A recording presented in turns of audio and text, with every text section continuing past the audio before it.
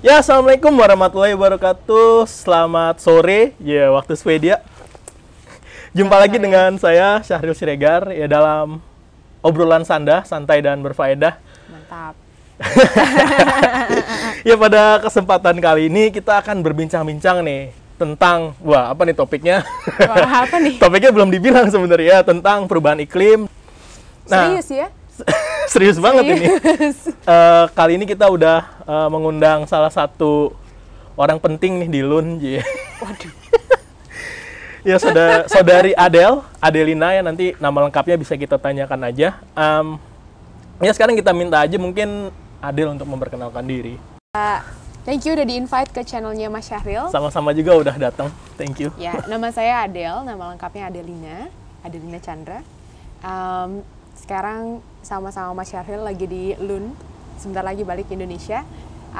Saya baru selesai perkuliahan di jurusan Master of Science di Environmental Studies and Sustainability Science di Lund University di Sweden. Kayaknya segitu dulu Mas kenalannya. Oh, jadi ngomong-ngomong tentang perubahan iklim, ini kan teman-teman mungkin di Indonesia sering ngomong ada perubahan iklim atau di media sosial gitu. Tapi sebenarnya apa sih definisi dari climate change atau perubahan iklim itu tersendiri? Ya, sekarang sebenarnya udah ada sedikit perubahan, adjustment. Jadi cara mereka untuk menyebutkan climate change ada sebuah urgensi yang diangkat di sini. Jadi orang-orang sudah mulai menyebutkannya sebagai climate crisis atau krisis iklim. Nah, apa sih yang terjadi dalam krisis iklim ini? Bayangkan ada sebuah bathtub, bak mandi, mungkin bahasa Indonesianya. Ya. Oke. Bak mandi, kemudian ada kerannya yang terus terbuka. Kita ibaratkan keran ini terbuka dan dia mengucurkan air. Nah, air ini kita asumsikan sebagai emisi karbon yang disebabkan oleh manusia, aktivitas manusia, misalnya dari transportasi, dari tourism, dari fossil fuel industries juga, dan lain sebagainya. Nah, emisi ini terus-terusan ngucur. Lama-lama emisi ini bleber, karena bathtubnya udah nggak bisa lagi nih nampung si emisi ini. Nah, tapi permasalahannya di atmosfer kita ada yang namanya radiasi dari luar bumi. Dan permasalahannya ketika semua emisi ini menumpuk di atmosfer, radiasi yang masuk ke dalam bumi susah untuk dikeluarkan kembali. Jadi akhirnya dia terus-terusan aja di dalam bumi, terus-terusan memanas, akhirnya bumi kita memanas. Okay. Gitu sih, kayaknya simpelnya seperti itu ya. Mungkin kalau mau lebih saintifik, ntar bisa baca buku lah ya. Baca buku, atau kita bisa ngasih referensinya di bawahnya. Ya, nanti di bawah. Ya. Okay. Artinya secara sederhana sebenarnya pemanasan suhu rata-rata bumi gitu ya. Bener. Nah, terus berarti kalau misalnya kita lihat, berarti ada hubungannya memang dengan misalnya mencairnya es di kutub gitu ya? Exactly. Mungkin kalau misalnya kita ibaratkan tentang es di kutub akan sangat jauh buat teman-teman yang ada di Indonesia. Mungkin kita bisa narik lagi ke kontekstualisasi gimana, apa sih yang terjadi di Indonesia gitu. Kalau di daerah kutub benar memang, karena ketika terjadinya pemanasan suhu, es di kutub kan mencair, dan permasalahannya adalah sebenarnya di kutub ini mereka berfungsi sebagai albedo namanya. Albedo ini kita ibaratkan misalnya kayak ada awan. Kalau misalnya di langit ada awan sebagai albedo, artinya awan akan memantulkan kembali radiasi tersebut keluar kan. Benar. Nah, dalam kondisi ini es di kutub ini bertindak sebagai albedo. Jadi mereka bisa memantulkan secara sempurna panas, merefleksikan panas kembali. Nggak sempurna mungkin ya. Ini mungkin udah anak fisika yang lebih ngerti. Kalau misalnya es di kutubnya hilang, mencair, lama-lama ini juga menjadi sebuah reinforcement. Jadi kalau misalnya kita ibaratkan di daerah Indonesia, kita punya banyak banget laut kita luas sekali. Nah, laut ini justru dia menyerap si panas-panas tersebut kan. Kalau misalnya di kutub kan dia direfleksikan kembali. Ketika es berubah menjadi air, alhasil kita menyerap lebih banyak panas lagi. Jadi ya itu reinforcement aja terus seperti itu. Reinforcing force, sort of. Tapi dampaknya terhadap manusia tuh benar-benar ini ya, nyata gitu ya? Ya, exactly. Kalau misalnya dari tadi yang aku bilang kalau kita bawa ke kontekstualisasi di Indonesia, kemarin aku sempat pulang ke Indonesia untuk melakukan field work di Indonesia di awal tahun baru. Pas banget pulang ke Indonesia, banjir, nggak bisa pergi kemana-mana. Nah, oke. itu salah satu dampak Dampak. yang kita rasakan kalau di Indonesia. Mungkin kayak ada perubahan iklim juga yang terjadi.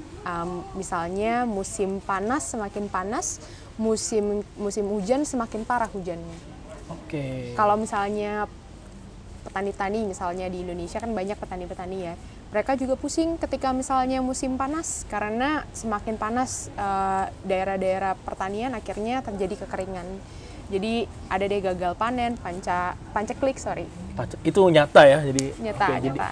Jadi perubahan iklim tuh nggak hoax ya. Soalnya kan ya rame juga nih, wah perubahan iklim hoax ya, itu salah gitu ya. Iya, itu ya mungkin satu aliran sama flat earther ya.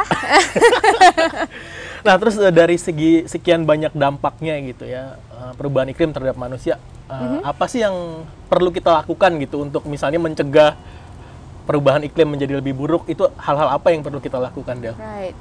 Sebenarnya kalau mencegah sudah terjadi ya, tapi kalau misalnya untuk mengantisipasi supaya nggak semakin buruk gitu ya, menurut aku sih kita semua bisa mengambil peran. Yang paling penting sebenarnya, kalau buat aku sih memang penting untuk melakukan perubahan dari diri sendiri. Misalnya kita mulai sadar untuk mengurangi penggunaan misalnya pakai listrik kan listrik kita di Indonesia energinya asalnya dari batu bara.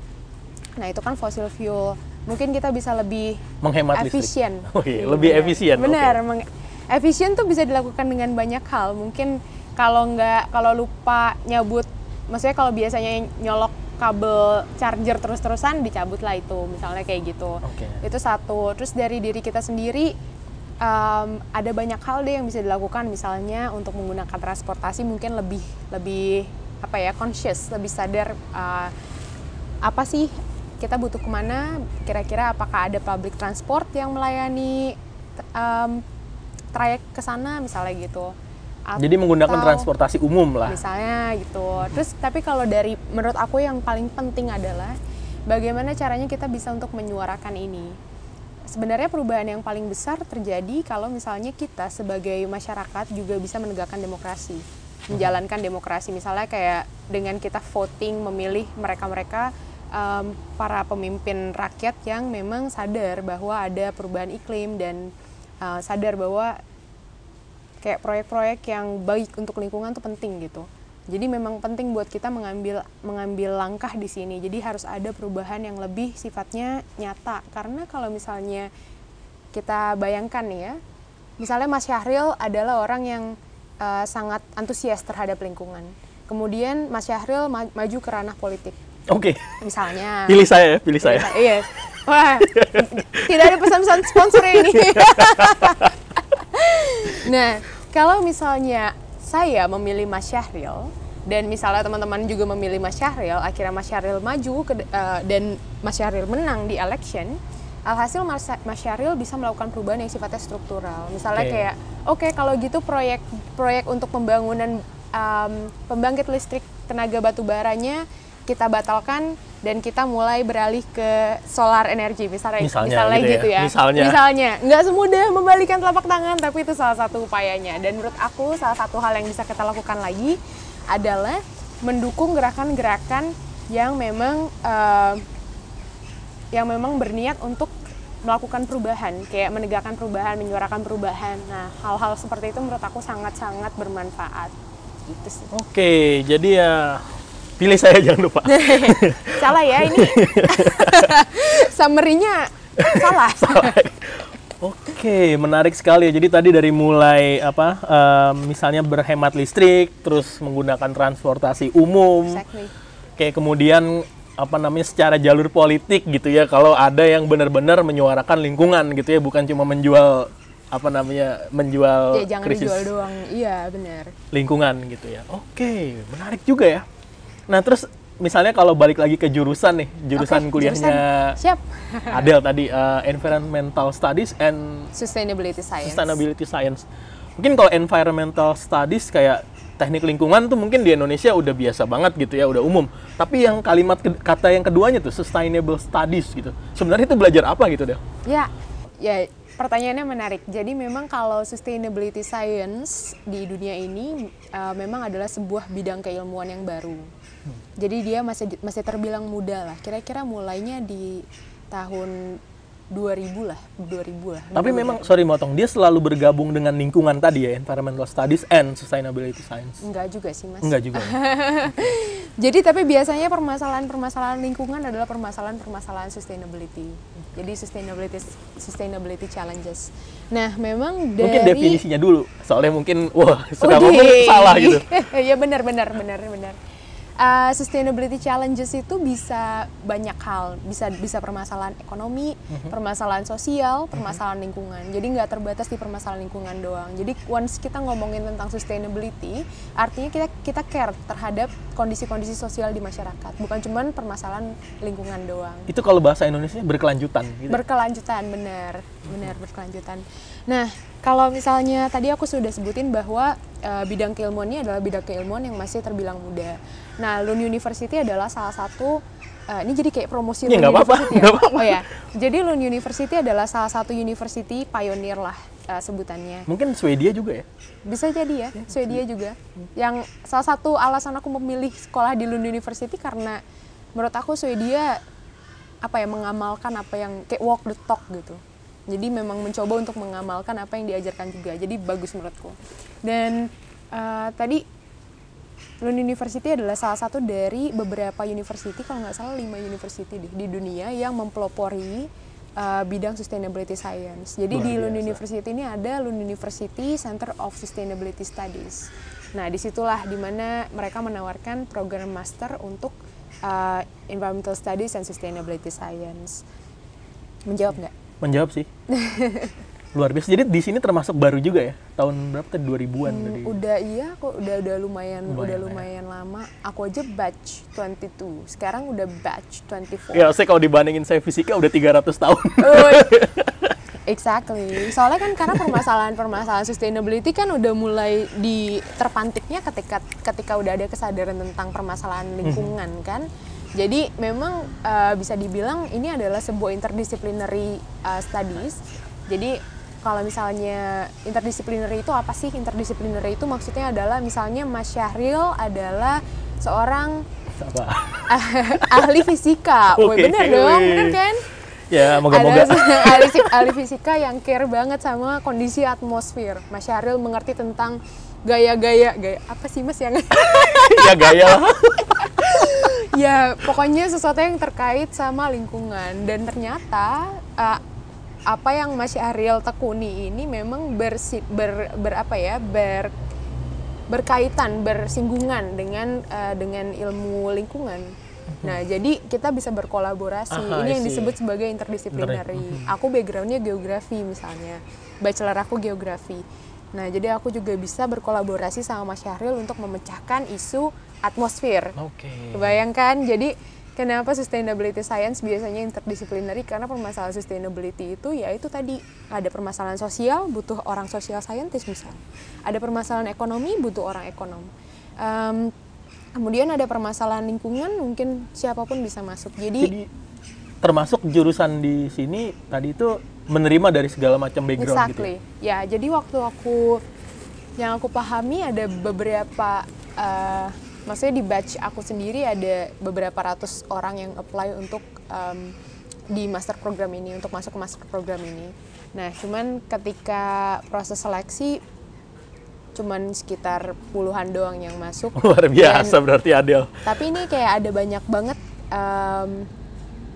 banget mahasiswanya dari berbagai negara, bahkan ada dari 30 negara. Terus backgroundnya tuh macam-macam. Temen aku ada yang advertisement jurusannya, ada yang jurusan arsitek, multidisiplinari, interdisiplinari banget. Interdisiplinari, ada yang emang dari lingkungan. Cuman kalau di Lund University sih yang menurut aku paling menarik adalah environmental studies-nya itu dari social science. Karena kalau di university biasanya environmentalnya biasanya masuknya teknik gitu ya?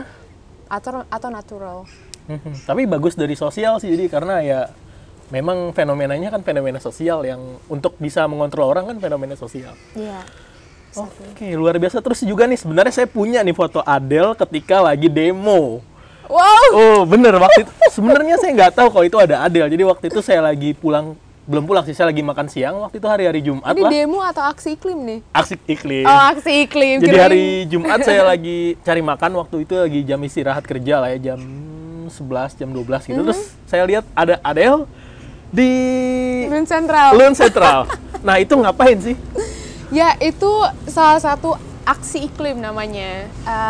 Aksi iklim ini, kalau misalnya teman-teman tahu jeda iklim di Indonesia, kemarin sempat jeda iklim di tahun lalu lah, di akhir bulan apa ya? Bulan September kalau nggak salah deh. Jadi itu besar-besaran di mana namanya, di Indonesia, di Jakarta, mereka melakukan aksi iklim. Nah sebenarnya ini idenya juga adanya dari Sweden juga, dari Greta Thunberg. Oh Thunberg berarti. Kirain Thunberg. Oke. Ya kalau di Indonesia Thunberg jadi Thunberg. Kalau di Swedia ya? Swedia, sorry. Oke. Kok Indonesia sih? Iya, Terlalu memikirkan Indonesia nih nggak? Jadi emang aksi iklim ini adalah salah satu bentuk kita menyuarakan kepedulian kita terhadap lingkungan.